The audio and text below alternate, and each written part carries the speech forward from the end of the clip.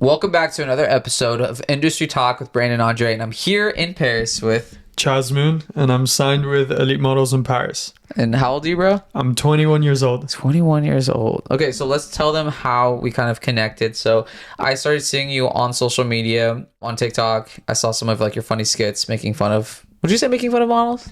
Or making fun of the industry? We'll just say making fun of the industry. Yeah. You know, just like of the inner workings of the industry, right? And I was like, oh, this is pretty funny. And like, he's very comfortable in front of the camera and actually shows his personality and his acting. So it was kind of like different content that I see from like most models and stuff. Yeah. So I saw agree. him, followed him, and then followed him on Instagram. And I think we talked like bits and pieces here and there. Yeah, beginning of the year. Yeah. And then we wanted to plan this podcast thing, and then I guess we made it happen. Yeah, so. and I came to Paris, and now we're here and stuff. You've been modeling for how long now? So I'm a new face. So I got scouted roughly a year ago, and now fully signed since September. So almost a year. I was doing pretty well as a kid model, and that ended then when I was like 9 years old. Nice. So being a new face, and I think I saw the other day that you have like 197,000 followers on TikTok, and how many? 230. Oh, my bad. 230. Yeah. 230? 100,000. I actually don't know how to say numbers. 230K. Cool. And then on Instagram, you have how much? 78,000 at the moment. Yeah. That's pretty crazy for a new face. What would you say led you to all those followers? Did you buy your followers, bro? I didn't. It's the worst thing you can do.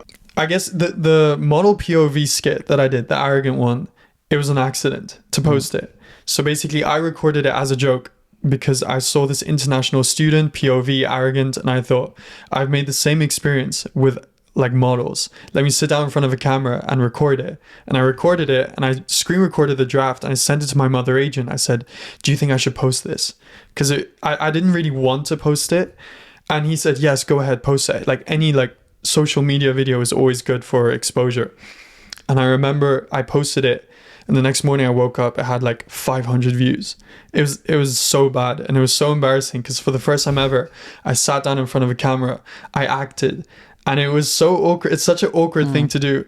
And then my ex texted me saying, Chazz, delete this. This is so awkward. Always be the exes. And then I said, okay, she's right. So anyways, doorbell rings. I completely forget about it. I go into university, and I walk out of university, and my friend says, bro, I saw your video. It's so funny. I was like, yeah, but it flopped, bro. He was like, no, it's doing good. And I saw, and then it hit 100K. And then after that, it hit like 500K before the day ended. And then after that, it just millions and millions, and it kept going. So obviously... That was your first video that you posted? The very first... the first model POV. Right. I mean, the first of its kind that you posted. Yes. So that first one hit like 3 million views, I think. Oh, wow. And then obviously... Did you gain a lot of followers from that? Yeah. Oh, wow. I thought that was really interesting that those were getting a lot of views, because I thought that most videos people... like will connect with because they relate to the experience, but I'm like, how many models or how many people can relate to that? I was gonna say the same thing. How many models are there in the world who really had that same experience? Not that many, I thought. Apparently, I mean, if it keeps going viral, there seems to be something. Or people just think it's funny to see what it is what it's like, even though they're not in the industry. So maybe that's kind of what was happening. And then obviously the next day I did the second part, kept going. And people might find you attractive too. It's always a selling point. Unfortunately, it's a selling point, but like I was dealt the cards that I dealt with. I have to do something with it. Yeah. And if that's what works. What works. I mean, that's what modeling is, so it is what it is. Exactly. No, that's dope. So I didn't realize that was like the first. I thought maybe you had like previous. Honestly, my understanding of who you were, I thought you've been modeling for a long time. I thought you were like making TikTok videos for a while, and that was like pretty much what you've done. It being your first couple of videos is pretty crazy. Yeah. For you to like launch. So then what happened after these videos started taking off? Remind me, this happened after you had gotten signed in September. Yes. Okay, so this didn't lead you to get signed. This was after you already signed. This was after. And what month are we talking? January. Okay, so this was September, October, November, 4 months after you got signed. Give or take. And then I think Fashion Week was the first realization, the pivotal point where I noticed, holy shit, I've actually blown up, because models at castings would like come up to me and say like, bro, I love your videos, this and that. Because obviously like on the street, I wouldn't get recognized, but because specifically the target demographic was models, they were all coming up to me at castings. They were like, you look familiar, this and that. And then I had like pretty famous models like message me on Instagram and saying like, keep up the good work. That was like the first moment I realized, like I'm onto something here. So I kept going, obviously. You know, if a video does well, you keep going. And then Fashion Week got invited to events, crazy events with like famous actors and stuff. And I was walking around like these rooms, and there was like fans outside, and I was thinking to myself, like, up until 1 month ago, I would have been outside fangirling as well over these people in this room. And I'm here having like random conversations with them. It was like, Because of social media or because what? of that video. Like that video pretty much started also to give me the motivation to keep going. I think what stood out to me was you embodied the character so well that it indicates to me that you as a person have to have a degree of confidence in yourself. Yeah. Because it's something that I always tell people, even like Kate here with like posting on social media to be comfortable, and even like models when I'm developing them, is they have to believe what they're doing. Yes. And Embrace it. Yeah, but it takes like a certain level of intelligence to believe what you are saying when you're even doing a skit. And I think like you did it so well that it showed me that you possess that level of intellect and that you have the ability to be confident, and that's hard to Thank find. you so much. So Thank you. I feel like that's what I mean. I'm a very complex person, so I look at kind of beyond just like a superficial thing. Like, yes, the skit in itself was entertaining, but the appeal to me was like, oh, like why you stood out specifically to me. So I think like there are other people though. If you're getting complimented by people who've been doing this for a long time, it's probably because they have more experience in this and they understand what it takes to have to be able to do that effectively and convincingly. So they probably see that what I see as well, and that's a respectable trait because not a lot of people have that. Thank you. I really appreciate it. I mean, it's obviously the first time you post a video sitting out in front of a camera speaking, you're so vulnerable in a way. You know, it's scary. You're putting yourself out there into the world, and anyone can see you. You can't see them, so you have no idea how. You know, and I don't know what, something just told me like post it, like just do it, and it worked out. And I got really lucky because not many people blow up the way they did on their very first video. Yeah, I mean that's what social media is just like a bit of luck and then Lottery ticket. Yeah. Literally. Well, one thing that does always work is getting people mad. Yes. That's what gets Yes. like if you approach things from like an understanding, because I'm a very logical person, and I understand though that marketing is effective when you play into people's emotions.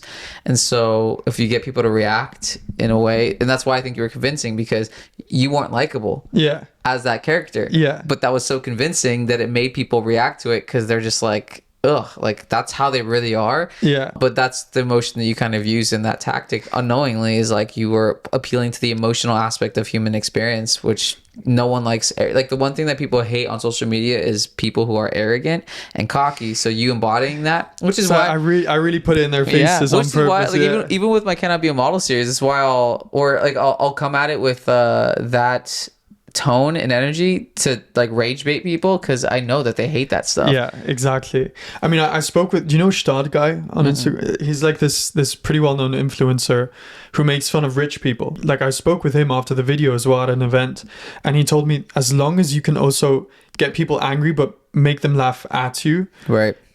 it's the way to go. It's Yeah. to keep doing these things. 100%. I think the one thing that I've learned about social media content is people don't like when you take yourself too seriously. Yeah, 100%. And if you take yourself too seriously, if you can't laugh at yourself, you will be hated. Yeah. And that's why I love having fun in my comments, because people, like, I'm short, right? It's entertaining, isn't it? It's so entertaining, bro. Like, but like people, like, even like these model offs that I just started doing, people are like laughing at me, and your hotels, bro's a sub 5 rating, blah blah blah. And I'm like, but I'll like engage with that. And like, I don't know if you get this on your TikToks, but on my TikToks, like, so many hate comments I have to review. Oh, really? I approve all of them. Yeah, all of the hate comments. I'm like, approve. Yes. I'm like, send me your hate. Like, it's working. Like, it's getting, like, it's blowing up the comment section. It's blowing up the videos. But like, I use the hate to my advantage all the time. It's fun. I actually I got mentioned on a story the other day. I go through them all, right? So I like all the, fan videos and stuff, edits of me.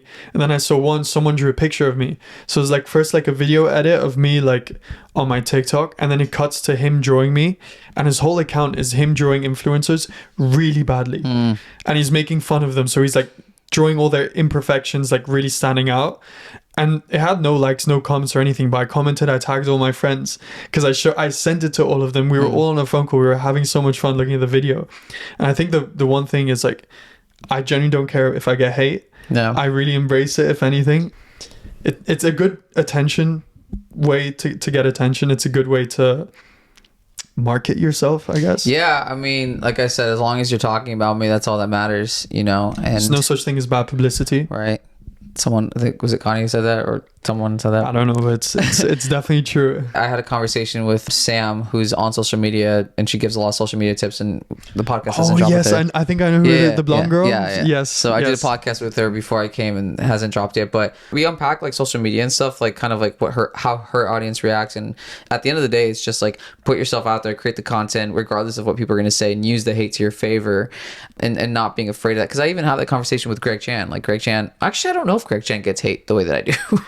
No, but he really nails it in his videos, to be honest. Like, he's very informative. So are you. Last year, I listened to one of your podcasts with this agency owner. I forgot her name. Sasha. I think so. And this was the very beginning of my career. She said in the podcast, obviously, like, I'm trying to study the industry, and you were a very big help at the very beginning. And she said, for her, blonde models don't stand out. Took it a bit personally, but I can't lie, but it is what it is. I think everyone who's like informing models about this whole industry, you guys are doing a great job, because it was literally me last year. Before you got signed, or like after? The day I got signed, I had no idea really what it was now in this like new industry for me. Because as a kid model, I didn't even know I was getting paid. But now all of a sudden, you know, you're saying you had to get scouted, digitals, what to do. Greg Chan is helping, and all these people, even, you know, Callum Harper doing these vlogs, so I can see what it's like. Insight to the world. Exactly. I didn't know that so you knew me before I reached out to you? Yes. Oh, I didn't know that. Yeah. That's cool. It was a very informative podcast. So yeah. Nice. Oh, wow. That's cool. So props to you. Thank you very much. Oh, that's cool.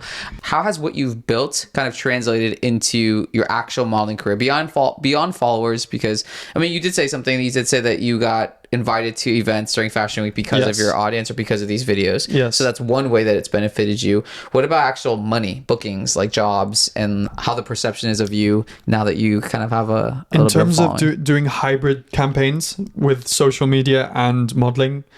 Nothing yet. It's more of a long-term goal. I see social media more as just a way for me to have fun. Like, I generally don't see it in a way to, obviously I'm getting exposure in the modeling, which is great, but that was never the plan. Like, I have so much passion making videos. I have so much fun in sitting in front of a camera making fun of people. It was never really like a way for me to build my modeling career. And it somehow did simultaneously. But coming to your question is, I will never know if a casting director booked me because of he liked what I did on social media, because I don't think he'll come up to me and tell me, unless there's an actual job opportunity where they pay me extra money to also promote it on my social media. Now, social media comes with both positive and negatives. There's a very fine line. Yeah. Has there been a negative experience for posting content on social media so far? Yes, but so basically I was at a casting for Versace, and the guy behind me, I heard him, he kept saying like, bro, I would pay unlimited amount of money to get water, because he was really thirsty. And so he kept repeating, and I thought, the poor guy, I have water in my bag. So I turned around and I give it to him, and he's like, you look very familiar. I'm like, I don't know, you know, because obviously I'm not going to tell him, you know. I'm famous on TikTok. Yeah, exactly. That's the arrogant model thing. But he was like, thank you so much. And you're the arrogant model on TikTok, aren't you? I'm like, yeah. And he's like, bro, your videos are so funny. And I didn't expect you to actually be like much nicer than you are in your videos. And I see it's just all... it's a skit, and I have to make it very clear more often than not that I'm literally acting. Like, that's not how I am at all. Right. Yeah, I've never really had a hugely negative experience with it, thank God. I also had this one issue once. I had a video up for like a good hour, and I got like a call from my mother agent to say that the brand I mentioned in the video reached out and said, please delete the video, because I mentioned the brand and I say as a joke, like I'm acting like a model, say, oh, you have a casting for it, and then I name the brand, and I would never do that casting, because I'm a much more exclusive model than what that brand would offer. Making fun of a model. Making fun of the model and the brand at the same time. So I understand it. They told me delete it, so I deleted it. When you got that call, were you freaking out? Not that much. Honestly, not that much. I mean, obviously, my mother agent knows best. He's been in the industry for much longer than I have. Yeah. So I'm very easy to work with. So if someone tells me delete it. So yeah. Plus, he was the one who told me to post that first model POV video. So he knows like your type of content that you... So did that show you kind of like the power of your reach and like, Yes. yeah, Very pivotal moment as well. yeah, because you got a big brand that we're not naming That we're not gonna say, but that you got on the radar, which is kind of Yeah. crazy because you don't know that. Which is it's good for everyone, the audience, to hear because you just don't know who's watching. you have no idea. And I Yeah. think about that all the time. Like if you look at all your views, even one person could be like Kendall Jenner. Right. You know, you don't know. So if especially when you get like videos with millions of views, bro, it could be endless. It could be anyone. It could be the president. You know, Right. No, you it's don't true. know who these people have like social media. They have like fake accounts and stuff. You have no idea. What is the life of a model like working in Europe and attending these castings? You know, because a lot of people, especially in the United States, they look at Europe, they look at fashion models going to castings, and they're like, "Oh my gosh, how cool is that? That's so cool!" And but what is life like actually going to a casting? The first time you do a casting, it's very intimidating. Very intimidating because, you know, every once in a while you'll walk on the street and you'll see a model, but now you're at a casting where around 100 to 300 boys are all super good looking, taller, if not like as tall as you are, if not even taller, and you're supposed to compete with them. And imagine this is your first time doing a casting. You're shaking, you know, you're doing it in front of like a big client. So it's very intimidating. After a while, it's like everyday work. Like, it doesn't really bother you. Everyone knows each other. We spoke about this before, and the industry is huge, but it's so small. Everyone knows each other. You'll go with friends to the same casting. You know, you'll stand in the queue with a friend, or sometimes I'm with a friend at a casting, and I'll say like, "Hold my queue." I'll go grab us a coffee or something. So the more you get into it, the more relaxed you get. And I think then it also makes it easier to book jobs. Yeah, I think the perception can be sometimes that like you're in line with your competition, so people are going to be like out for you, and they're not going to be kind, and you're not going to really build friends. I've had that experience although before. Like you see models who, so my model POV skits are exaggerated, but it has happened. So there have been times where, you know, I'll make it to the next round of a casting, and the person the year prior who booked the show would come up to me and be like, how are you still here? And I got sent away. I did it last year. So that exact thing actually happened. Why do you think that they? Well, okay, so let's because you play a skit, the arrogant model.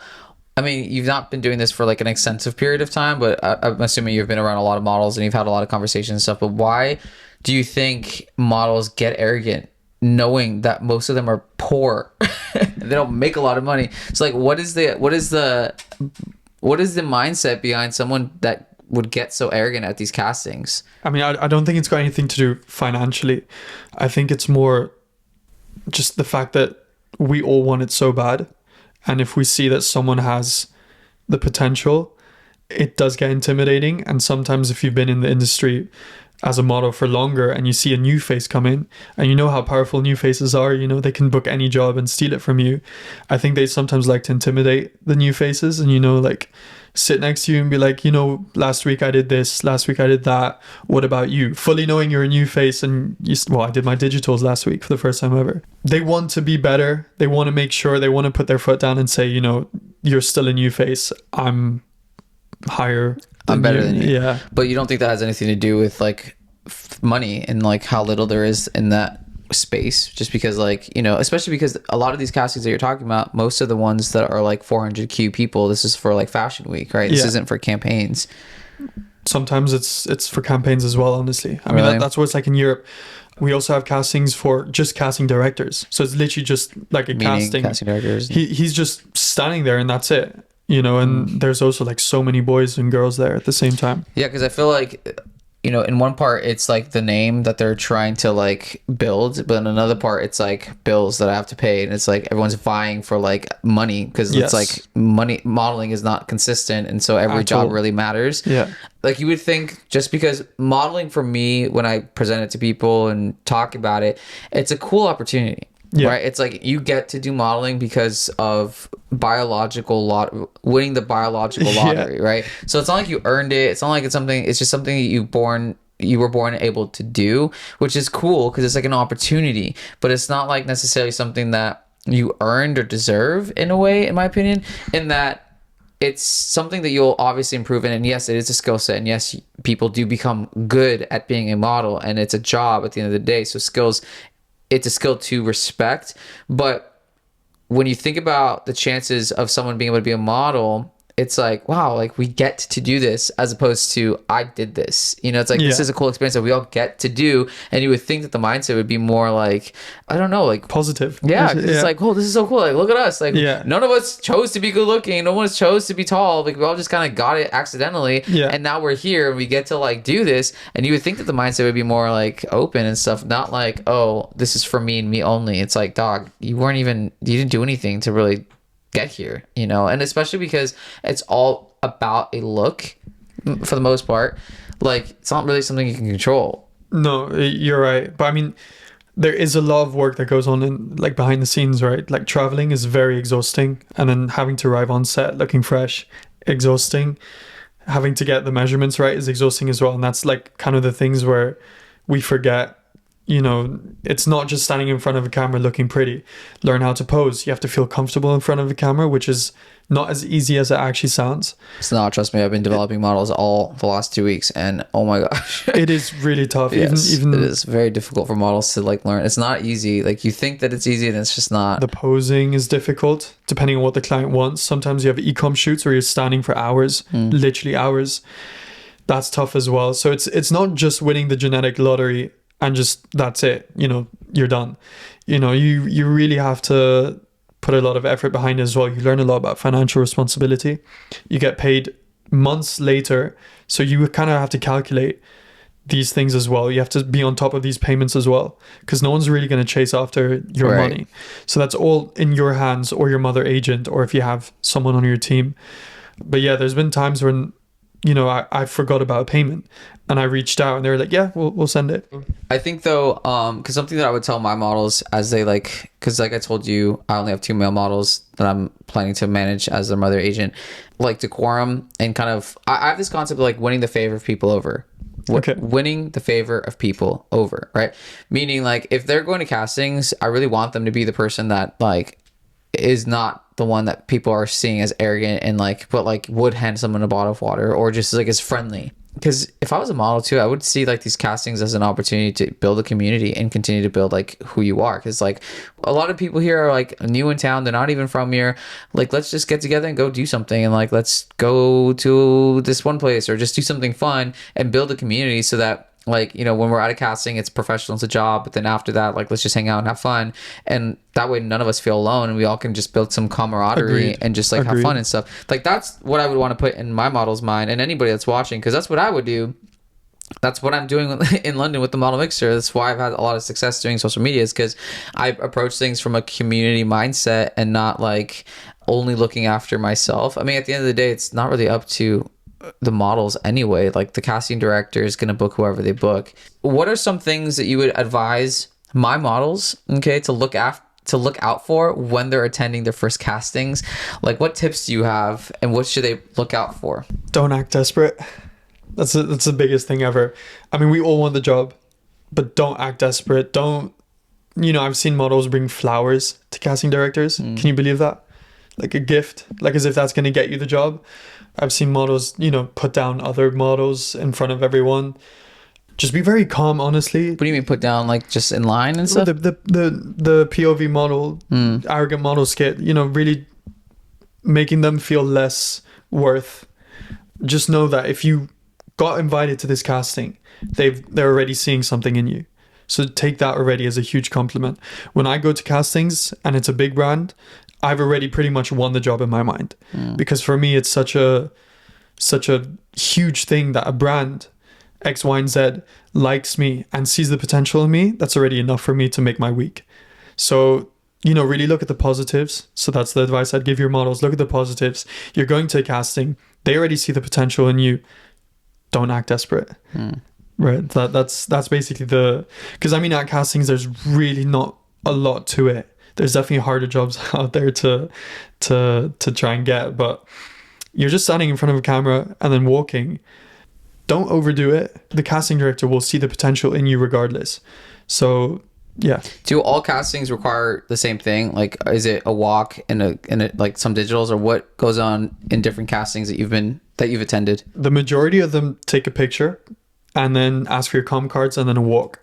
Some of them ask for your comp cards, section you out, and then read out a list 10 minutes later who can leave. Then the next group comes in. I've had castings where we get called out in names, or we stand in a long queue and then we go in like groups of 10, and then we walk in front of the first person, and then she'll section us out. And then the ones who walk well then go to show their faces to the casting director, because they don't want to waste their time with models who can't walk. Then you have some where they do everything in one go: photos, com cards, the walk, everything. And then you have some where you literally just leave your com card, speak to the casting director for like 10 seconds, where are you from, what's your name, and then you walk and then leave. So it really depends. In those like few seconds that you have to leave an impression with your personality to a casting director, what does that look like? Well, I mean, I'm not a casting director, so I can't really tell you what they think and at what moment like they know if you're booked or not. But what I can say is that definitely coming into a casting with a positive mindset already does a lot. So already walking in and saying, you know, I have a good chance of getting this job, and just being very positive in general, and, you know, just smiling and everything. So that's what I was gonna ask. Like, do you walk up and smile? I'm like, "Hi, I'm Chazz." Like, Okay. what does it look like? Don't look at the casting director in the eyes when you're doing your walk. That's super intimidating. I don't think anyone wants that. If you're a casting director and like you want to look above them, because they have to imagine you on the runway. You don't want to stare them down and walk directly at them, because sometimes they're literally standing right in front of you and they ask you to walk all the way up. So you don't want some model coming all the way like right to your nose and just Right. staring you down. I've had numerous experiences where a casting director is casting for different brands. So I've seen him like 3-4 times that week. So then it gets a bit more personal. So, hi, how are you? Everything's good. Yeah. But don't make it more than that. Don't ask too many questions. How are you? Good. Thank you. Thank you very much. Do your walk. That's it. So don't be overeager. Don't be too friendly. At all. Well, I mean, be friendly. Yeah. But don't push it, you know? That's kind of the one thing to not do at castings, is to try and overdo it.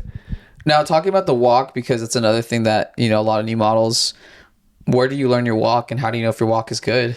So I was very lucky when I did my walk for the first time in front of the agency. They said, yeah, cool. So I think either you have it, and if you don't have it, you can learn it. But I think if you have it, you kind of have it. What's the secret? A comfortable walk, fast paced. So strong walk, really hit your heels on the ground in a solid motion, you know, count the beats, listen to songs that have these, you know, these beats. I do it all the time. Practice your walk. One thing you don't realize when you're walking in front of a casting director is that if you think you're walking quick, it actually looks from their perspective that you're walking slow. So we think we walk quicker than we actually are. So every time you're at castings, the assistants will come up to everyone and say, strong walk, quick walk, because you might think you're like pacing it down, but in reality, you're just like strutting slowly as if you're going on a walk. And there's no music playing at these castings, right? At all. So you have to just imagine. So you just have to imagine. I have like songs I imagine. What's the song that you imagine? High Fashion by Brittany Manson. Okay, how's it You know go? No, what's the Make it what's the to tempo? the high fashion. You don't know it? No. It's like perfect on beat, and it's what I use to practice. So, Walking to the tempo of that. That's a good Yes. tip, actually. That's a good Yes. tip. I think now that I'm Yes. thinking about that, we should do when we do some TikTok videos, like showing everybody like how to walk on a runway and stuff. Yeah. Well, have you walked on runways? Like, what's your experience been? I'm not. I've yet to do my debut. Oh. I've never casted for a full fashion week yet. So in like 1 month. So you're a professional casting model Yes. runway walker, but Yes. not an official. Exactly. But we will speak that into existence. we're manifesting it. Yes. The agency pushed me a lot to meet casting directors in general. So before there were even jobs in the season, just for them to start seeing me, to keep them reminded of me, which was great. So thank you very much. I'm interviewing a casting director tomorrow. So. Oh really? Yeah. Nice. Who is it? Marvin Latournald. Okay. Do you know who that is? I've heard of his name. Yeah. Yeah, Marvin. It's gonna be interesting if you can ask him about the eye contact thing. Oh yeah, Because I want to know that as well. If if that intimidates or that's a Yeah. weird thing. Yeah. yeah. Where have you been doing all these castings? Like, what's like your primary market? Where you station? Like, unpack that real quick so people can understand the context of where all this has been taking place. Milan and Paris mainly. I've had extreme good luck every time in Spain. For example, the first time like I signed with my agency, that was the first agency I signed with in Spain, and then 1 week later I was in Milan signing with Elite. And in Spain, I got into the office, I signed with everything. I got back home and they called me and they said, you know, you booked a huge campaign. I was like, oh, okay, cool. The next day I'm on set And the guy tells me, he's like, the reason why we booked you and not the other model was because the other model couldn't send an updated digital in time. And because I had signed the day prior, obviously they take digitals of you immediately. My agency was much quicker. So I got super lucky, got that job within a day. And then since then, I've always been like booking directly. So I got really lucky with that one. So Spain is kind of my lucky country. Milan has always been good for me, and Paris has been great for me. So now you're moving to Paris, though, yes? I'm based in Paris, yeah. Now you're based in Paris, or you've been based in Paris. You didn't really answer the question. I'm based in Paris. Now that I think about it, you didn't answer the question. You said I've had luck in Spain. What does that mean? Like, where are you based? Like, where are you planning to live and build out your career? Well, I live in Paris. What I meant with luck in Spain is in like I've been getting booked good jobs there. Does that mean that a lot of your castings have been there? Never had a casting in Spain. Okay, that's why I got lucky. Then all the skits and where you're talking about your casting experience, Milan and Paris. Got it. Okay, okay. Which, going back to Marvin and just understanding, is that every market has a different culture too, and like casting directors behave differently in different markets, which I found really interesting too. So I want to unpack that with him as well. But okay, cool. So what jobs have you gotten as a model so far in the like almost year that you've been signed? The biggest one I cannot speak about yet because it's not out yet. Unfortunately, I've been dying to tell my friends, but I've done Diesel. That was cool. I did a Napapiri campaign, which was with Jack Moose, which was cool. So he was on set as well. I've done a couple, but those are the two biggest ones so far that really were pinnacle for me so far. The biggest one that you're not able to name, when does that drop? Later this year, very late this year. Okay, so question about that. When did you shoot that job? Last week. How long does it take for you to get paid for a job that doesn't come out until like the end of the year or like months from now? Great question. It depends, honestly. I've had times where it came within a week. Rarely, but it's happened before. I think 3 to 6 months, give or take. 3 to 6 months. It's quite long. Does that depend on the city, or is that just a European thing? It's a European. Is it different in America?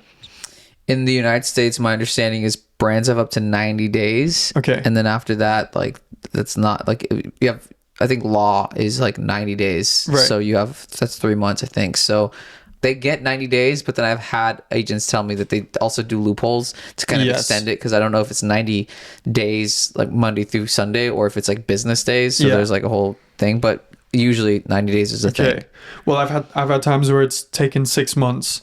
And the day I got paid was the day the pictures were released. So I think if you're waiting on a payment, don't bother your agents too much on it, because they probably don't have it either, because the payment first goes to the agency and then it comes to the models. I was gonna say your agent is not withholding money from you, but some do actually. But I'm not gonna get into that. A good agency is not gonna withhold their money. It's not gonna withhold your money from you because they get paid.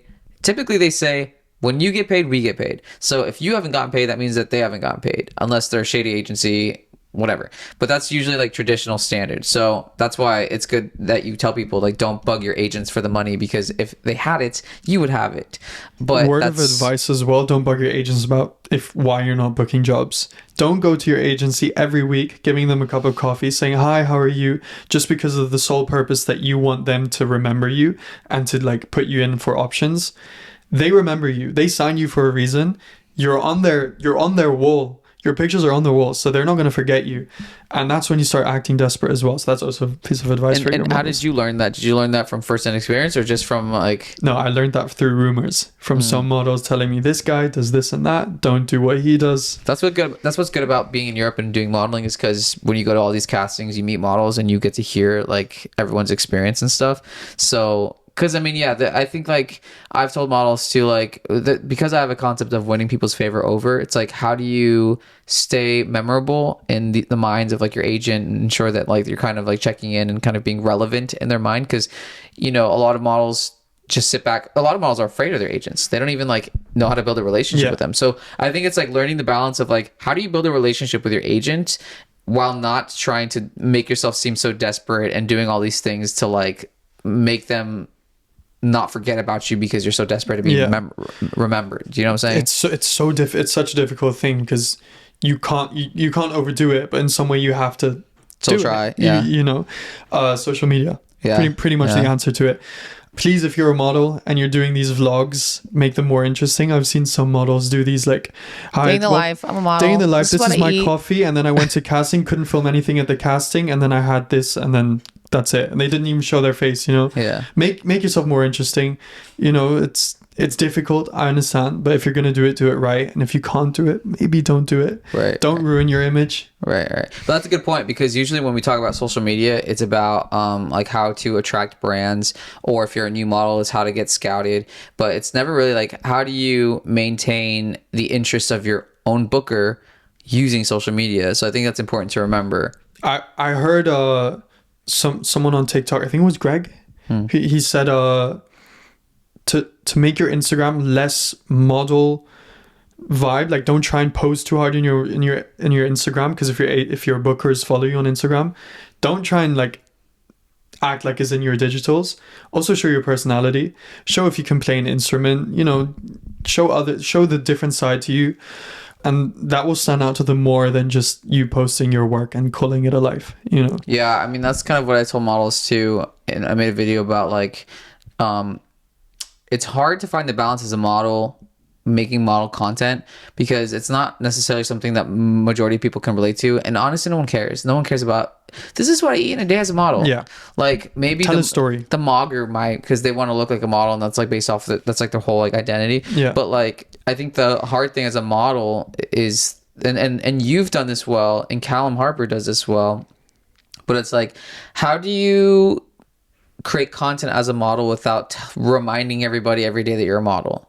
You know, I think that's the fine line. That's what you've accomplished, because you didn't directly state, I'm a model, guys, this is my content. Yeah, you just kind of like acted out a scene. Callum I think is an exception, because like he talks about modeling, but his personality, he nails it. Yeah, he absolutely nails it. Everybody else that tries to do it is just like, I don't care about like your day as a model, because most of them aren't even actually working models. Yeah, and most of them are only signed to like mother agents, and they haven't got placed yet. And it's just like, okay, like come on. But yeah, walking that fine line is tough for a lot of people, because it's hard to be creative. You know, it's hard to. But I mean, is it though? Is it really hard to be creative? Not like, for me, but it's hard for other people. It's hard to teach people to be creative. You know, that's it. If you don't want to do it, you can tell, like the models who kind of got not forced, but like pressured by some entity to put themselves out there, you can tell.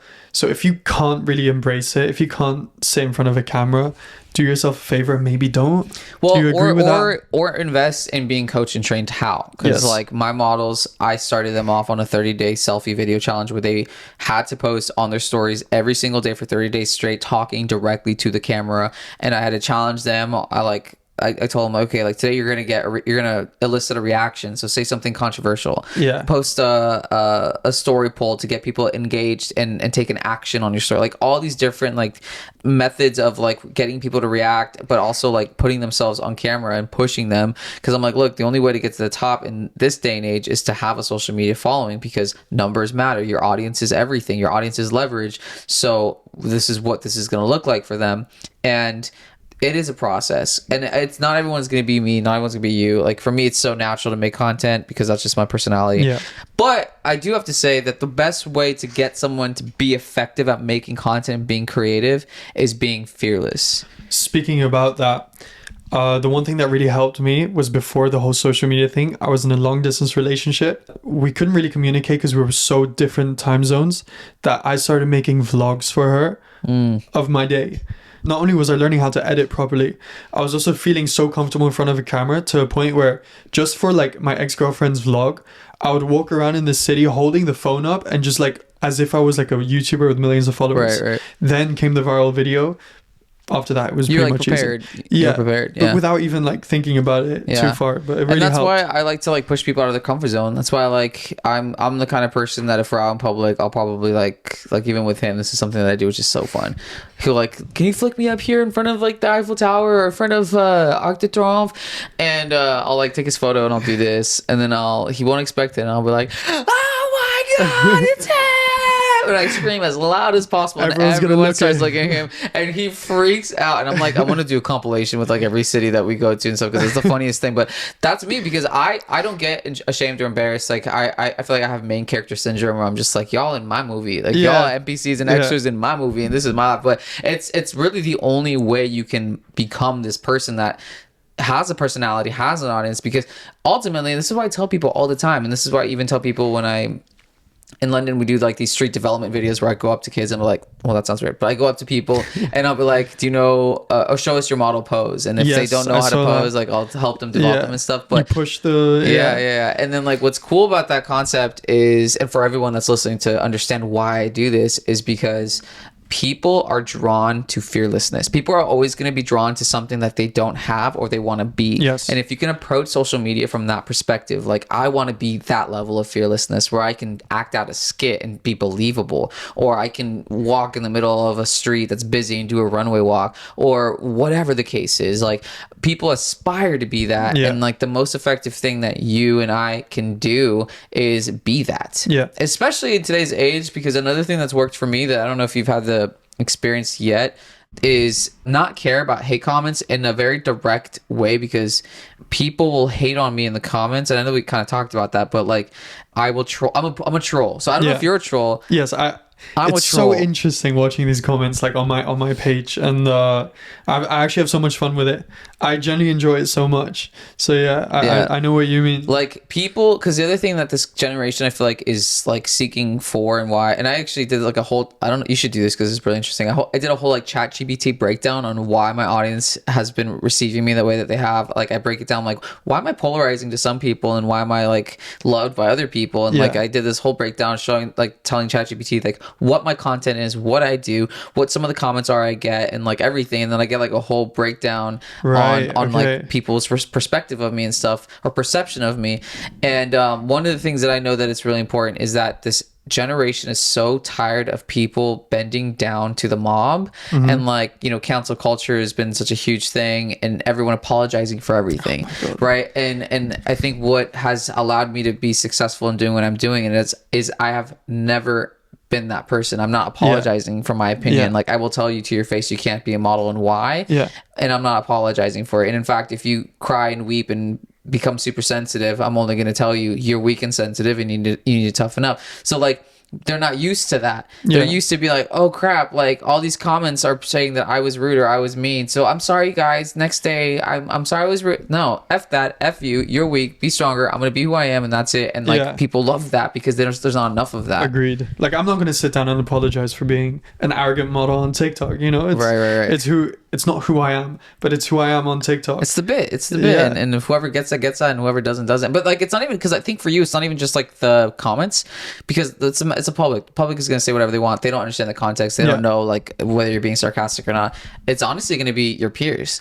Your peers are the ones who are going to like react to you more. I think you and me both can tell millions of stories from our friends who you find out who are your true friends when you start posting on social media, and then they're also coincidentally the ones who then ask you any advice. How can I start posting? Because you seem to be doing so well all of a sudden. But those people, if you scroll down to the like bottom of my videos, you can see they would literally be like commenting, kind of backhanded comments, sending me messages like, "Oh, this is weird."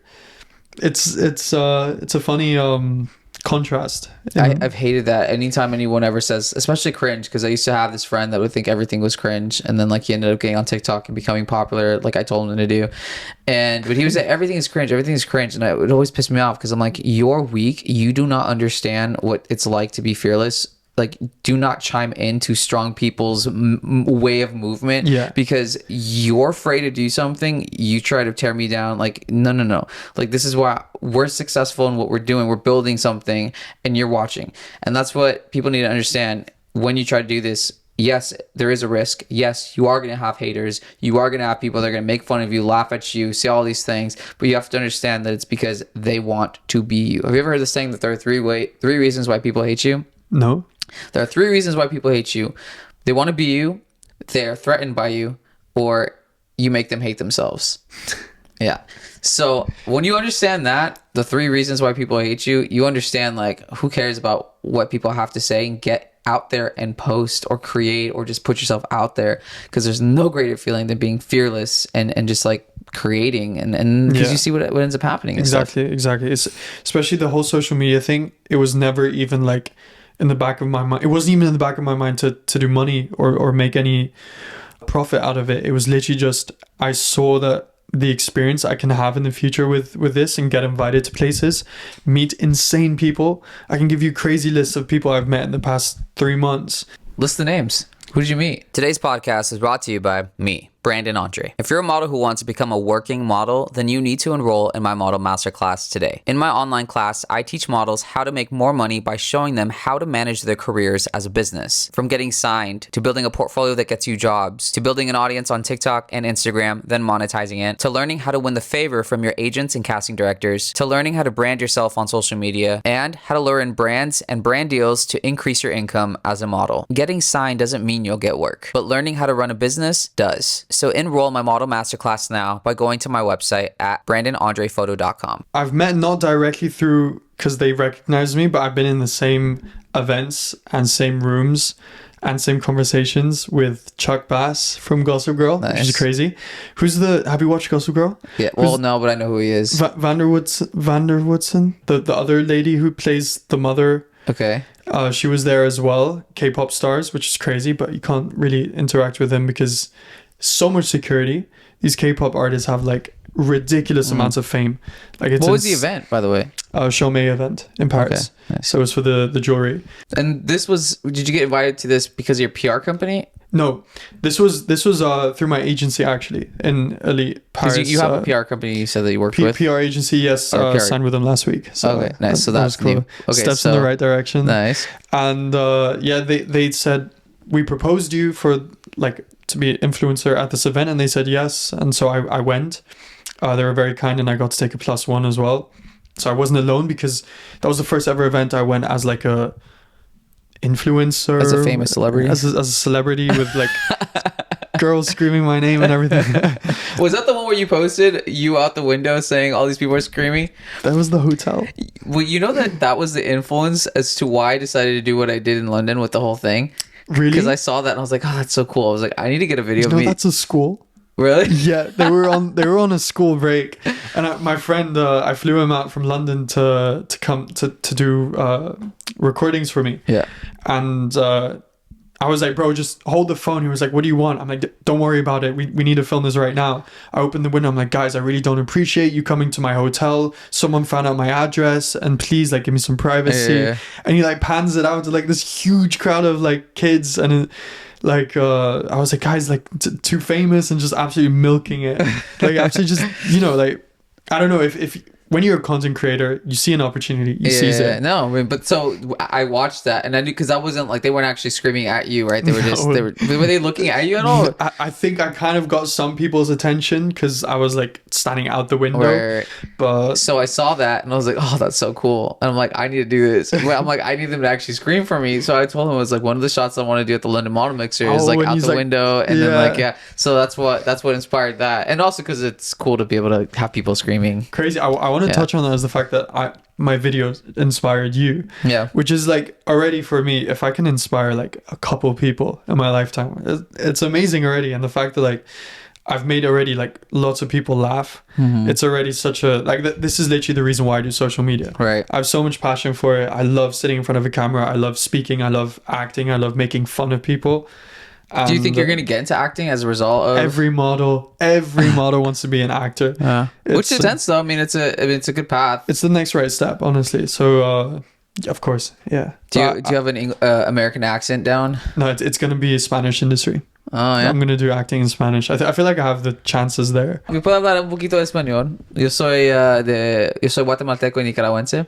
Ah, vale. Sí. Fui a Nicaragua hace ¿verdad? 7 años, creo. Oh, sí. wow. Sí. Con un barco. Fuimos a todo Sudamérica y después... ¿Con tu familia? Sí, con mis padres. Entonces, ¿tus padres son de dónde? Mis padres son de Alemania. Después fuimos a Mallorca. O sea, es una isla pequeña en España. Y ahí fui a cole. Y sí. Ich hatte eine deutsche Klasse in meiner Schule. Hast du auch Deutsch geredet? Aber meine Deutsch ist ja nicht so gut. Aber das ist alles kann sprechen. Deutsch ist eine sehr schwierige Sprache. Also selbst ich Do you understand? Nope. Okay, I said German. German is a very difficult language to understand. Even I Yeah. still struggle with it. And Really? Wait, I'm- so what's your native tongue then? English? That's a problem when you grow up as an international student. Yeah. You really don't have I'm not German because I never fully lived in Germany except for just 1 year as a baby. I'm not Spanish because I'm not Spanish. Nor am I English because I've never lived in England. So I'm pretty much nothing. That sounds kind of like I would have an identity crisis. Like, what do you? Why do you think I do social media? Like, what do you culturally associate with? I don't know. I'm just Chazz Moon. Yeah, that's crazy because I'm American. I mean, like, it's very simple for me. Like, I'm American, but like I'm Latino, and it's like I feel like that's why I adapt really well in different cultures. So I did live in the Middle East for 4 years as well. oh yeah, Dubai. Yeah, and then For what? For school? For school as well, and then I was in boarding school for a very short period in England, and I adapted well there. Spain adapted. Even now in Paris, adapting well. So I think that's the pros. What's that comes crazy with is that it sounds like very bougie, like rich, affluent lifestyle. That's kind of like where a kid gets a lot of travel. But then as I think about it, it also kind of sounds abusive and torturous because it's like, how does a kid get a footing in like a place to like build himself in one culture? Like, I'm thinking, Well, like, is that important? It's not like I was forced to do any of it. The decisions were always me. So if I wanted, when I told my parents like time to do boarding school in England for a while, I did that. The reason why I You didn't, sent yourself to boarding school? yes, the reason we couldn't continue was because COVID hit, and then we were in lockdown in the boarding house. When I turned 18 in Spain, I told my parents I want to move to Dubai and like try entrepreneurship and everything. And I'm 18, so who are they to stop me? You know, and from the child modeling, I had money saved up, so I gave it a shot. And I think they were more happy that I'm actually trying something with the money than just sitting at home doing nothing. So I don't think I was like not able to put my foot down anywhere, because pretty much everywhere I went, I always somehow managed. Yeah. I'm just like, as I'm hearing that, I'm just like processing like how like not confusing, but that's like tough. I mean, I know that you willingly submitted yourself to that, but it's like it's hard, I would imagine, because I don't know, maybe I like consistency sometimes, so I like to like be in one place for a while and like kind of have a foundation. But like, what's your social life look like, having had that lifestyle and being in modeling? Extremely amazing. I have contacts quite literally every city I go to. If I ever need anything, I always have friends I either went to one school with. The train right here, I met a kid who I went to school with after really? like 5 years. Yeah. Oh, wow. That was insane as well. So Do you think that like do you think you can have depth with people that you don't regularly see? yes, I mean, if you have the right friends around you, I really value the friendships where if we don't speak for a long time and we start speaking again, we can pick off right where we left. And is this like a unique European experience, by the way, or is it just like? I think that's what comes with being in an international school. Yeah. And then like moving around a lot. But I don't know what it's like in the States. In the States. Have you been to the States, by the way? I've been to Florida. And you've never been to New York or LA or anything? No. Oh, wow. No. Yeah, I mean, it's hard to pull off the international lifestyle in the U.S. because there's no other countries that are around except for Canada Right. and Mexico. And I'm pretty sure boarding school looks like going to like the East Coast if you're like from the West Coast or something like that. But you're still like of one culture in the United States, even if you're Right. going to a different place. Yeah. So yeah, it's interesting. I think that's what helped a lot with the modeling is the fact that every time I went to a city, I could find my way around very easily, speak all the languages that they speak. You know, it does help a lot. Even with my very little French, I can get around and understand and ask a question if I need to. So I guess a good question to ask you is, what is your perception of America, knowing that you're like on social media and you're doing modeling? Like, is because you mentioned like if you were to do acting, it would be in Spain, you know, and most people, I guess, who I interview and just most people I talk to, they see America as like the end goal, but it doesn't seem like from what you're saying, like America is an end goal for you. Modeling? For everything, for Okay. modeling, acting, or just like building a life and building wealth. America or, is the end goal for sure. The real goal for me is to make it to New York Fashion Week and get the visa, because you know you have to have like a lot one, of yeah. So that's pretty much every model's goal because it's so difficult to attain. For acting, it would be, I guess, you know, LA, Hollywood, and stuff. Why would it be a model's end goal, do you think? Like, is it because it's more money in the United States? Is it just because it's a bigger market and like it's representative of like you've made it? Like, why do you think that America is the end goal for a lot of Because people? it's so hard to manage to get that visa. It means that not everyone has had X and Y amount of published jobs. So it's like getting that visa is like winning the Oscar kind of. So you've worked hard enough. It's really interesting because I have friends in LA who are struggling to get that O1 visa. They're like in LA and they're kind of like, a lot of people like they go to the States to like do school and they get a student visa and they stay in the States for like 6 years going to school for that student visa, and then like they try to get the O1 and it's like you need a lot. O1 visa is not like the easiest thing to get. Right. It can be when you're a model and like you have you're building your editorial and building all that stuff. It's actually, I think it'll be fairly easy for you to eventually get to that point, but it's hard to get into the States and work, you know? So it's interesting that you have this like highly prized and stuff, because I'm just like, wow, like, I mean, every model that isn't from the US and has worked in the US, you can already tell right off the bat they're very experienced and they know what they're doing and they're very good at what they do. So it's already like the standard is set. Yeah. Do you have $5 million? What, golden visa? The Trump thing? Yeah, you heard about that? Dude, I have. I just don't know if I want to invest it yet. Yeah, you know, just you know, it bring us some jobs in the States, and you'll have that pay off. Exactly. No, that's cool. I'm glad that you heard about that. I wasn't sure if you knew that joke. That was. So it was $10 million. I think it's 5. I don't know. I actually think. Do you think it's a good? I love that idea. I think that's such a brilliant idea. It's smart. I mean, to bring investment to the country. So yeah. Yeah, I think that's a great idea. Since you've been creating content on social media, you've been attending castings, you've met models, you've met the good in modeling, you met the bad in modeling. Have you been bullied as a result of just putting yourself out there? What's your experience with like being bullied by models and social media and like people and your personal life too? Yeah. So mainly like during my school life, it was the most, I guess, strongest when it was happening. So before modeling. Yeah, because you get into that age where, you know, everyone at school is kind of like picking on anyone who's doing something slightly different. Yeah. So no one in the school was a model. Here I was modeling or trying to continue this career. And I was like, you could never be a model. You're too skinny. Little did they know, like, to be a model, you have to be quite lean, especially in Europe. And they were always like, it wasn't physical bullying. And I wouldn't even say it was like they were shouting at me and like saying slur words, but more like backhanded comments like, oh, here comes the wannabe model, stuff like that. And then I took it quite personally back then when I was growing up. What age are we talking about? We're talking like from the ages of 9 to 15, 16. So this was after you stopped being a child model. Yes, and we were trying to see if I can still continue. Then I switched agency and everything, and oh look, here's the model who's not booking any jobs, you know, those kind of comments. I promised myself like I would get my revenge. So here I am, and this is also part of me. I feel like I owe it to my younger self, because it was always my dream to do these runways, hopefully in 1 month. Yeah, I mean, man, when people tell me this, I always feel a certain way, because as much as I get the character arc of someone that was put down and not believed, and then like you want to believe in that story of like, okay, like now you can show your haters whatever. My fear would be putting so much pressure on yourself because of trying to prove haters wrong, or like people in your past wrong. And I think like the reason why I'm bringing this up is because I want you to know, and anybody that's in your shoes to know, that the fact that you got to where you're currently at is already in itself like an accomplishment. Yeah. You know, you already proved them wrong. Yeah. And I know that from here it's just like success is the biggest revenge, or whatever it's called. The saying, however the saying goes.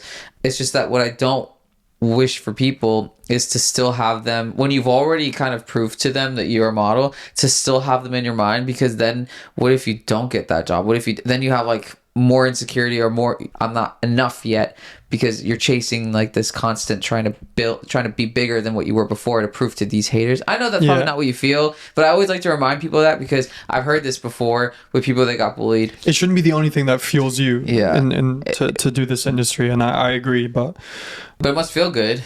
Definitely. It really does. Good. It really does. But I think that's when you kind of like push it too far, where if I, in like 5 years time, if we sit down and do a podcast again and I still mention it, that's when I think people take it too far. But a big part of like the hatred I had in school is why I feel so comfortable on social media now, because I'm not in school anymore. I don't have to walk into a room every day with like annoying people. Right. I can just, you know, I don't care whatsoever. And that's part of the reason I feel really comfortable in front of the camera. Have you seen Black Mirror? Yes. Have you seen the new season? No, not the new Oh, season. you need to watch the new season, and you need to watch the first episode. Yeah. No, Yeah. I watched the first season, but never. The new season, the first episode, because No. it's about like a girl that was bullied in high school and like what she did and just like all this crazy stuff. Oh, really? Yeah. Not that that's you. I'm not saying that that's you, by the way, but it's just funny. Made me think about that. How many castings would you say that you've done thus far in the time that you've been signed? Give or Rough take number. 50, Okay, and how many of them have you got rejected from? 80%, 70, 80%. Okay, in like data analytics, that's a pretty high rejection rate. Yeah. So what does that say about you? You have an 85% rejection It says rate. that I'm not enough to be a model at all, and I should give up and never do it again and go home. You know, think about the odds that you have of getting a job. 300 boys, one job, and you want to be the one to get it. You know, the chances are very slim. So when you get rejected, it's definitely not something you should be taking personally. Like I said prior, the fact that you're even there at the casting in the first place is already a huge accomplishment. So look in the positives. And when you do get rejected, take it on the chin, because there's literally nothing else you can do. So take it on the chin, get back up, and go to the next casting. Because maybe, who knows, maybe next year that brand will want you. Just right now, you're not the perfect fit for it. Has there ever been a rejection that really stung because you really wanted to work with them? Every day. I've lost. Options are worse than rejections in It's castings. like edging you. It really is. I feel like options are there to just like keep models humble in a way, but it does the opposite. But I've had options like all paid, all inclusive with hotels, and you get to travel, and then like you don't get it. It's Now, heartbreaking. What are some brands that you're like really like it's on your list that you really want to work with to like really feel accomplished as a model? Bottega, and then obviously like a couple other ones here and there, but Bottega's always been the main one. I think would be cool. Why? Aura. I don't know, like it's literally just the aura. I thought he listed another brand. I was like, what? No. Aura. Like, The yeah, Aura. TikTok Aura. Yeah, okay. The yeah. aura. Yeah. Honestly, the aura. I'm assuming you hang out with a lot of models. Yeah. Like, do you feel like your perception of the fashion world has changed because you've been around models and they've talked about brands and like, oh my gosh, Bottega, if you booked Bottega, you'd be boom. And then like, that's Yeah. kind of what you adopted as like cool. I love that question because I had no idea how my perspective changed once my friends who aren't models asked me questions about like modeling, which I thought are so obvious to answer. Like, do you get to do this, or how do you get booked for jobs? And I used to be in their shoes because I didn't really know after child modeling how like the actual modeling world works. So my perception of like modeling really changed bit by bit to the point where I didn't even notice. So yeah. Bottega being like your dream brand, was that something that you always wanted to be because you were younger and you've always looked up to the brand, or did that become a thing because all your friends are models and they're like, oh, if you shot for Bottega, this is a big thing? More of like a personal accomplishment. Like I saw the clothes and I really liked it, and I just thought, you know, I would nail it. I would fucking kill it on the runway. So we're talking about runway or campaign or both and everything? Everything. Sign me exclusively, guys. Like 2-3 years, whatever you want, I'll do it. Okay, so you play the role of an arrogant model on TikTok, right? Correct. That's your bit. That's your character. Who is the most arrogant model you've met in the fashion industry? The most recent one I can think of was at a casting queue. They told us to be there at 11:30. So I was there already at like 11 o'clock. By the time the clock hit 12, we still hadn't entered. And one model came up to me and he said, "What are you all waiting for?" And I was like, "The casting." And he's like, "Yeah, no, obviously. But like, why are you all standing outside? We're supposed to be inside." I was like, "Well, they haven't opened the door yet." And he was like, "Oh, they're always so late with these things. It's so annoying. It's ruining my day." I was like, "Okay, cool." Like, I ignored it. We walk in and it was a casting on request. So they asked specific models to be there. And he was right behind me. And he saw that they were asking for some sort of ID to be let in. And then he goes like, bro, pass me your ID once you're through. I'm like, no, fuck no. He was being so annoying. So that was like a crazy experience I had. Just like really aggressively coming up to me, asking me why I haven't entered the casting yet, even though we were even super entitled, and then asking for a favor from me, which I'm obviously not going to do because he's not on request. So that was probably the craziest thing I've had so far. I should probably do a skit of that. Yeah. What was the most surprising thing that stood out to you from another model? Like what surprised me the most about Yeah, like in a good way or bad way. I think we get paid very fairly, honestly. I think if you have a good week, it's a nice feeling. Especially because we do get paid very fairly for the job we do. There's definitely work out there that's much harder.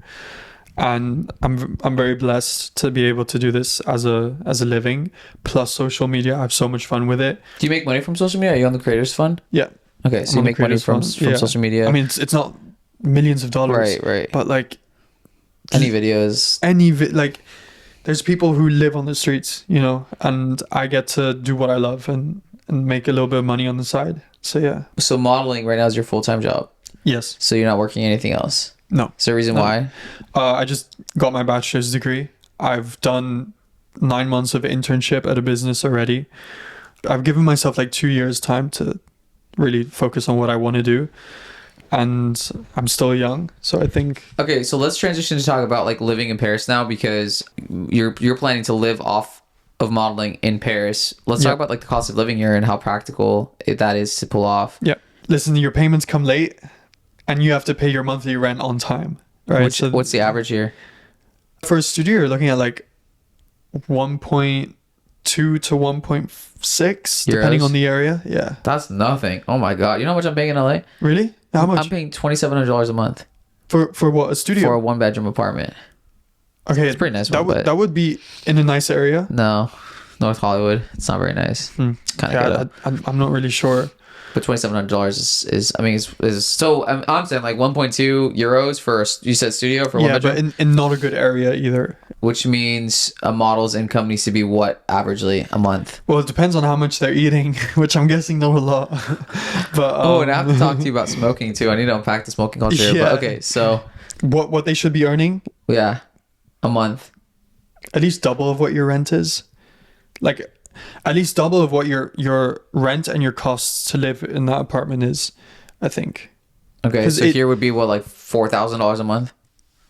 Yeah, but like that's already you spending a lot of money on going out and buying, you know, a ton of clothes. Wait, is 4,000 a lot or a little? 4,000 is a lot of money a month. Think about it, like you do one job in 1 month, right? Which is still pretty good.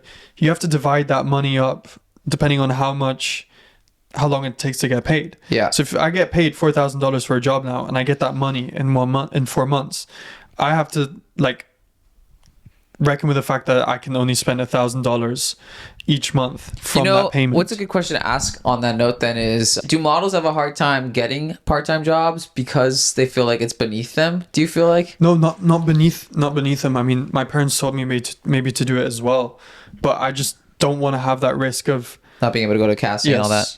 Yes, because then at that point I might as well fully just work. Have you tried, or has models that you've talked to, when you talk about this situation? Oh, I have a heartbreaking story. Really? What? Yeah, about that. He was at a casting for a very big brand, and we were all into the like next round, and he had to go to university to do his exam.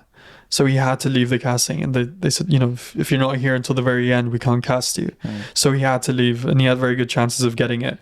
So yeah, That's something that someone asked me the other day in London. Some kid that got scouted at my model mixer asked me, he's like, hey, like I had a meeting with this modeling agency, but I'm in uni right now, and they're asking me what my schedule is. And he said, like, I told him that I'm not as available right now because I'm in uni.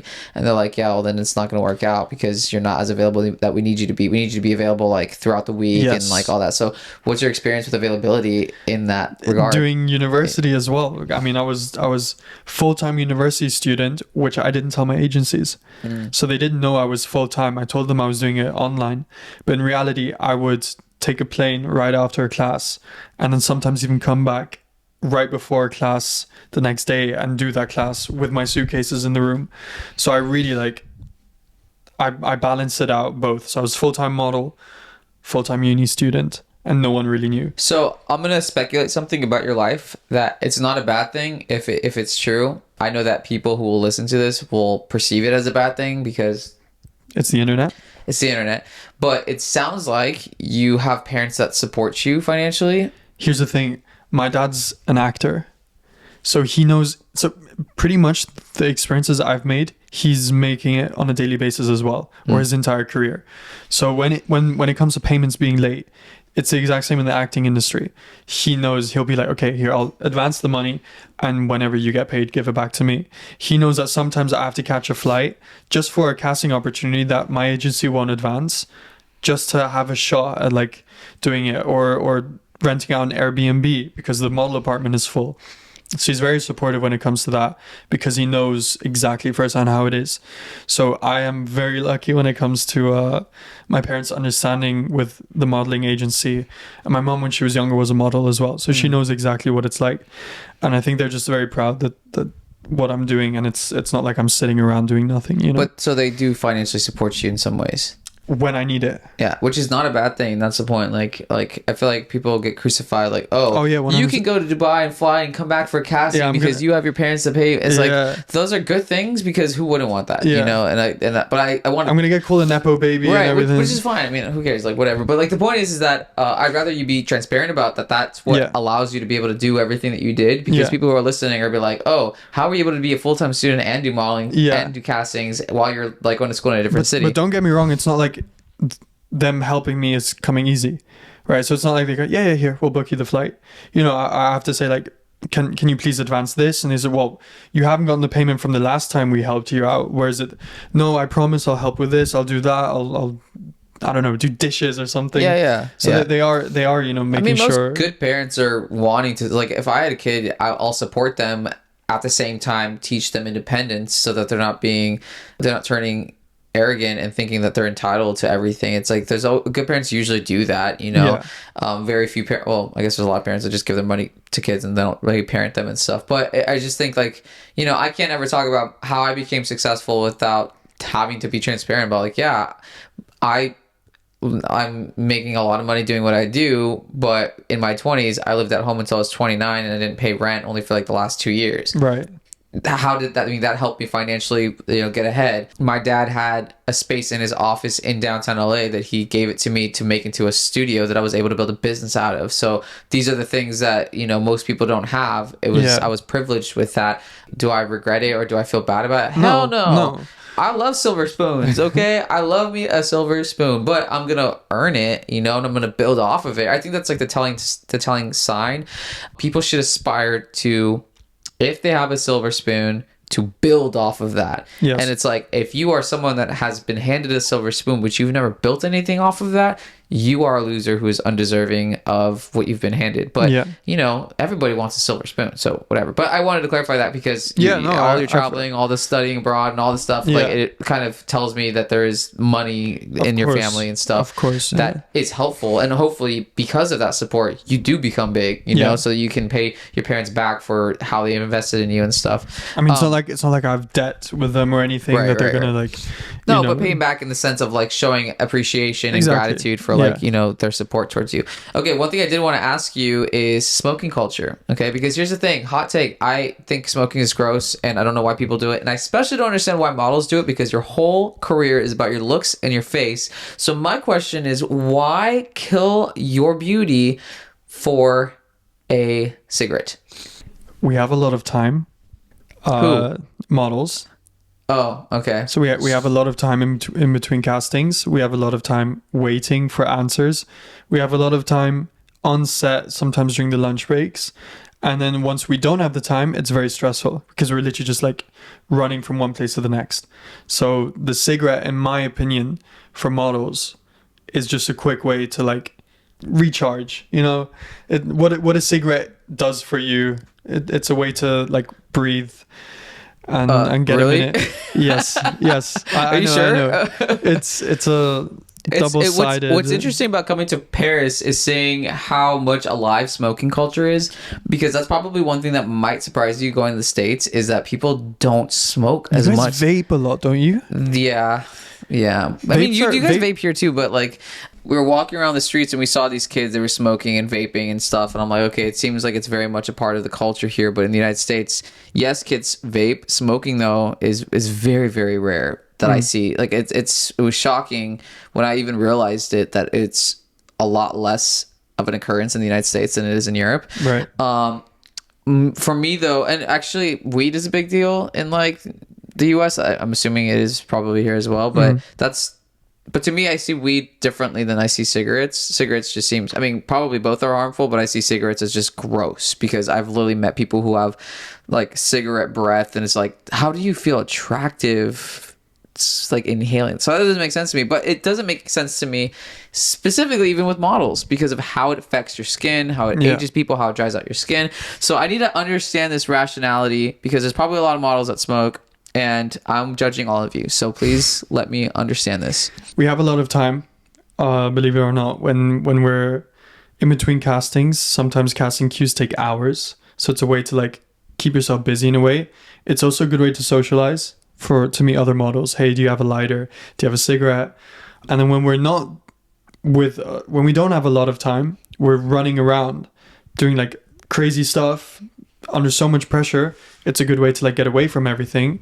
And then when you're at a shoot, for example, and it's been a long day, there's nothing more than you want is just a cigarette in the cold air. And did you develop that habit as a model or before? As a model. You got peer pressure into smoking, didn't you? Yeah, as a oh my lord. Can I peer pressure you out of it? You should be. I want to successfully peer pressure you out of smoking because number one, think of the ramifications on your looks. Okay, you know what my method is, or my mindset is on drinking and smoking? I'm too vain to smoke and drink. Oh, really? Yeah. Like, I don't like drink. I don't like the taste of alcohol. But it's like, I'm too vain. Like, I want to look young. I'm 32, dog. Like, how do you think I got looking like this? Well, I also got laser hair removal, but that's a different story. Okay. But I'd rather look young and, like, good and healthy for as long as I possibly can. Yeah. The idea of inhaling smoke for fun just has never made any sense to me. Like, you're inhaling smoke for fun. I think it's more like chic. It's like a chic thing here in Paris, specifically Paris. Yeah, you guys have a little. You don't see many vapes here, honestly. And in my friend group, whenever someone brings a vape, we all look at them and we think it's a toddler. Like, oh, you're a little. Yeah. Yeah. No, yeah, it's crazy because we were eating dinner yesterday and I was sitting down and some guy smoke kept blowing into my face.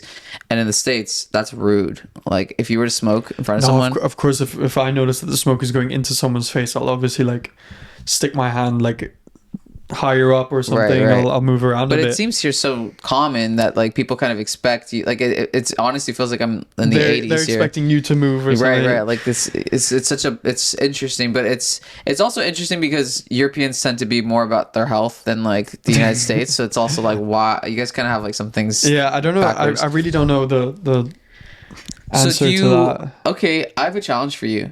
Okay. Well, are you addicted yet? Because you needed like 2 puffs before we started this meeting. So are we talking addiction level? I don't know what you're on about. I have no idea where. Because like if I challenge you, I don't know if I'm challenging someone that's addicted. Because everyone is like always pretending like they're not addicted, but you know. Heavily addicted. Okay. It's that fast. It happens that quickly. Yeah. Oh my gosh. No, I don't know. I think you ease into it, and it's seasonal. Because I would have to say that my version of this is candy. So you know, if I'm stressed, I will have a bag of candy and I'll be eating it. Right. Yeah. But anyway, what I was gonna say, my challenge is create a TikTok video of you doing modeling stuff for a week and like not smoking and seeing if you can stand the peer pressure of people asking you here's a smoke and then you rejecting them and see if you actually have the strength to be able to reject it. I know the answer. No. Yeah.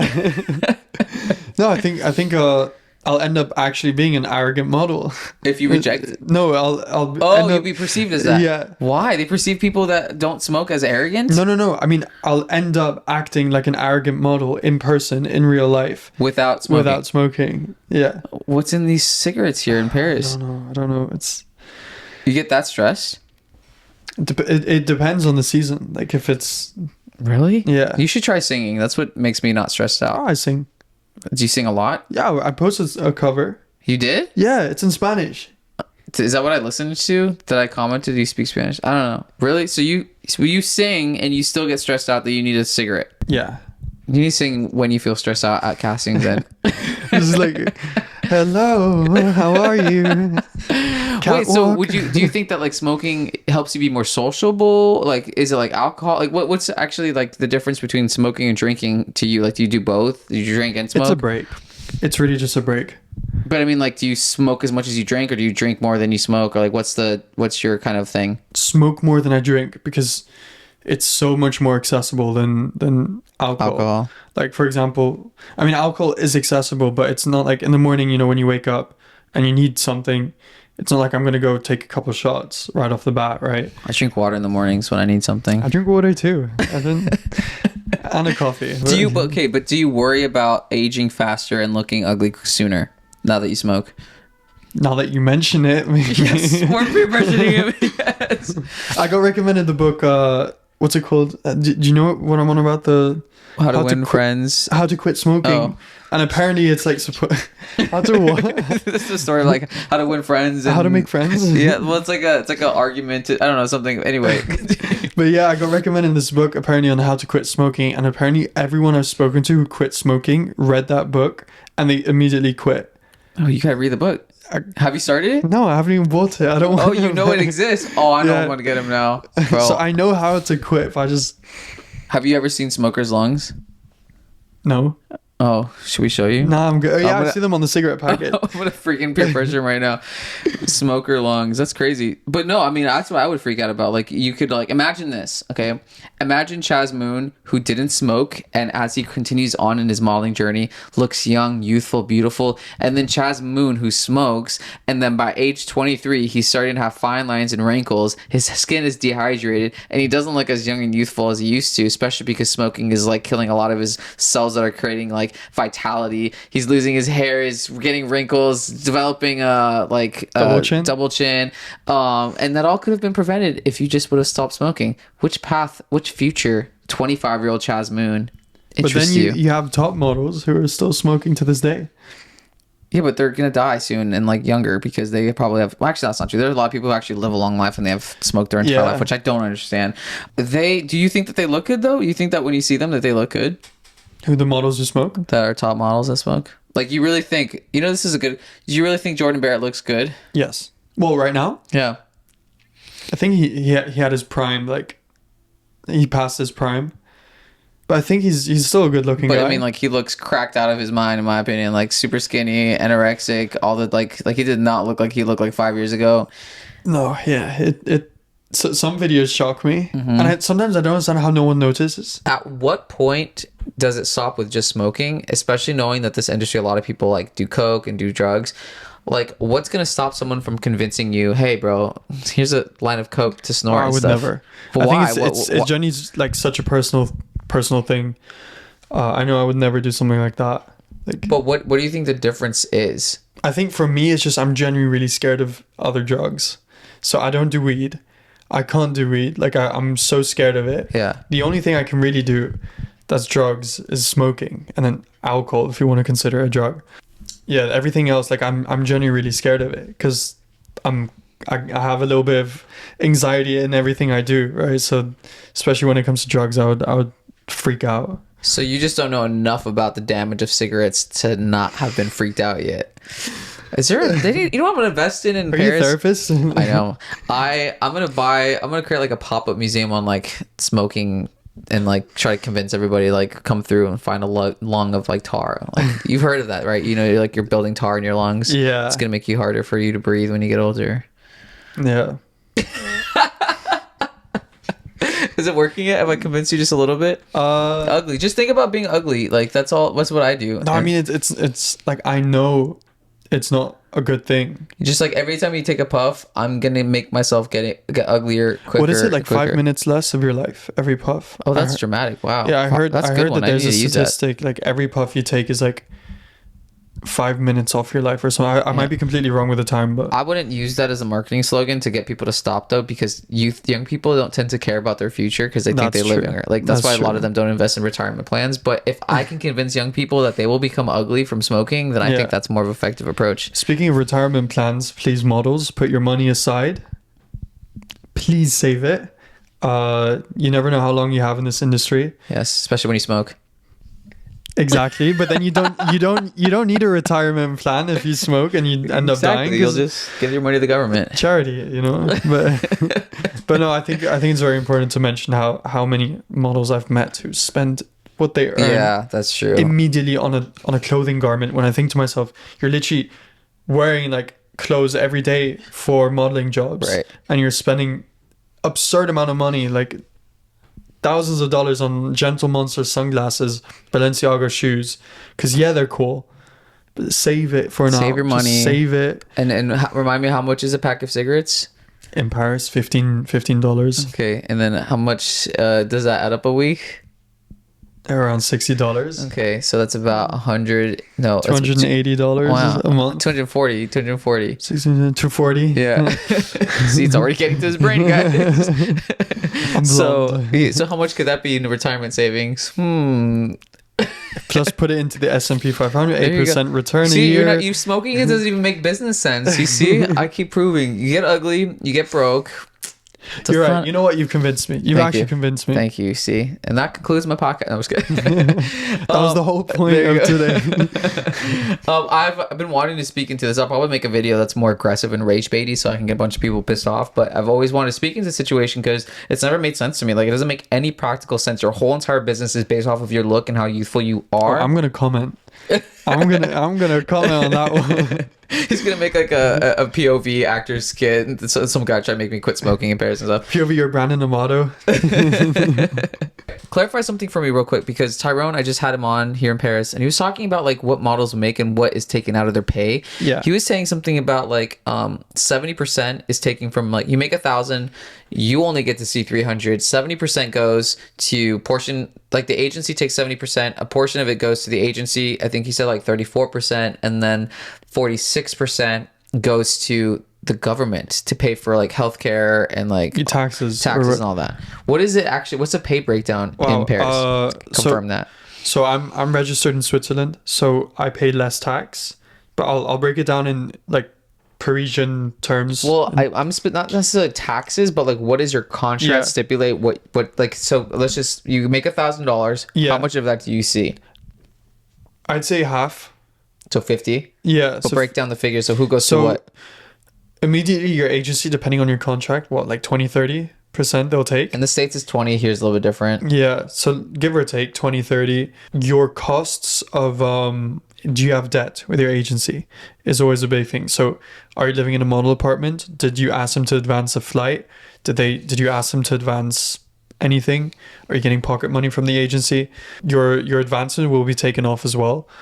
Let's assume you don't have that. Let's assume you don't have debt. 20%, 20 to 30 will be taken off, and then you have your taxes, which depending on what tax bracket you're earning in, can be anywhere between 30 to 60%. But in terms of making money in Paris, because Tyrone lives in Paris, Yeah. and this is like where his agency, this is where he's working, that's going to be you too, right? Yeah. So do you know anything about what he's speaking to prepare living in here? Is he going to be in a model apartment? No, he's like 27, gonna be 27. So he's been modeling Okay. for like 10 years. He's on his own here, but he's with an agency here from Canada. He's not French, Right. but he doesn't pay taxes as a French person. He pays taxes as a Canadian. He might have to regardless. So sometimes depending on the country you're in, you have to pay double taxes, which is really annoying. I've had to do that a couple times.